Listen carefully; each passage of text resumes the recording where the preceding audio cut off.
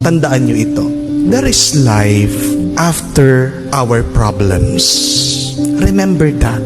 And there is joy after your trials. Tandaan natin ang buhay, gulong, di po ba? Minsan nasa taas ka, minsan nasa baba ka. Pag nandun ka sa taas, pag nag-i-enjoy ka, magpasalamat ka.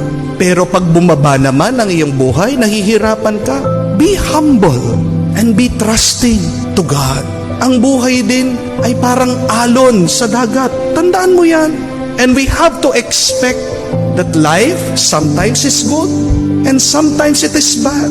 But everything in life is a grace from God. Embrace it. Yakapin mo. Pasalamatan mo. Daanan mo.